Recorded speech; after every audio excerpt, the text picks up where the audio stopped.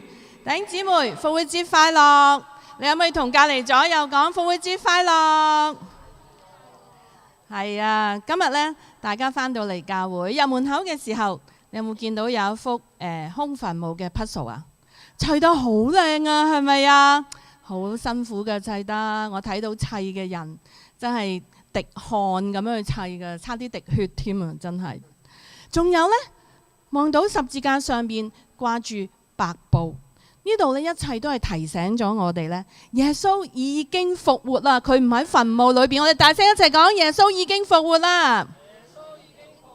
阿們，好緊要㗎。所以復活節咧唔單止係一個節日咁簡單，更加係一個邀請我哋用行動去回應，因為耶穌先為我哋犧牲一切，我哋都可以學習為耶穌獻上。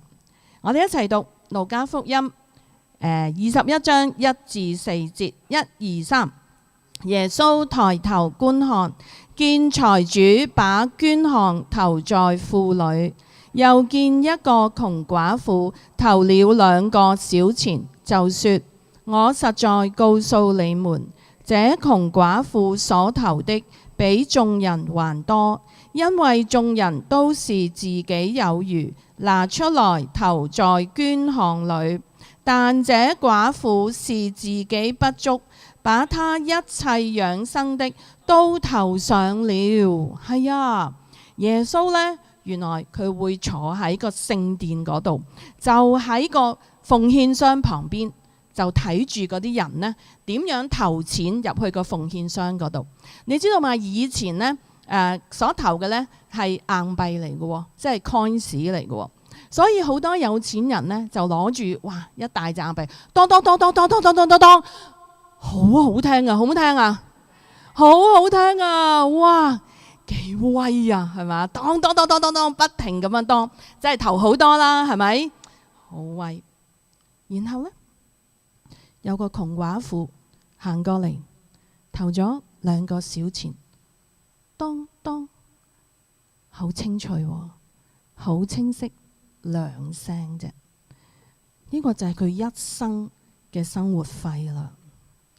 但係耶穌呢，冇讚個財主，反而叫嗰班門徒過嚟，即係你同我啊。佢話呢個窮寡婦投入奉獻箱裏邊嘅，比眾人投嘅都多啊。因為佢哋係將佢哋多餘嘅、有餘嘅攞出嚟投入去，但係呢個窮寡婦呢，卻係將自己唔夠嘅，將佢養生嘅全部嘅都投晒落去。弟兄姊妹，奉獻嘅重點並唔係數目嘅大小，而係奉獻背後嗰份心啊。窮寡婦嘅奉獻之所以蒙主悅納，唔係因為個金額，而係因為佢獻上佢嘅一切，係帶住信任同埋愛嘅回應。呢個就好似復活嘅意義。耶穌基督唔係將佢多餘嘅生命俾我哋，佢係將佢唯一嘅完全嘅生命俾咗我哋。今日當我哋將奉獻放喺神面前，無論你係真係投喺奉獻箱，或者你係透過電子方式，都係藉住呢一個行動嚟到去宣告，我嘅生命、我嘅財富、我嘅一切都係屬於呢一位為我死而復活嘅主。阿們。我再大聲講一次，阿們。哈利路亞，讚美主。讓我哋一齊祈禱。親愛嘅主耶穌，我哋真係好感謝你，因為你為我哋死，又為我哋復活。今日我哋帶住感恩嘅心嚟到你面前，將我哋嘅奉獻獻上。呢個唔係出於勉強，而係出於信心同埋愛嘅回應。願我哋嘅生命、時間、金錢，全部都係因住你復活嘅大能，成為祝福嘅管道。求你悅納我哋嘅奉獻，使佢用嚟擴張你嘅國度。我哋咁樣禱告，係奉主耶穌基督得勝嘅名字祈求。我哋一齊講阿們，哈利路亞，讚美主。好，咁呢，我哋教會嘅奉獻方式呢係有4種，我哋可以用轉數快，我哋直接轉賬，或者呢寫支票都得。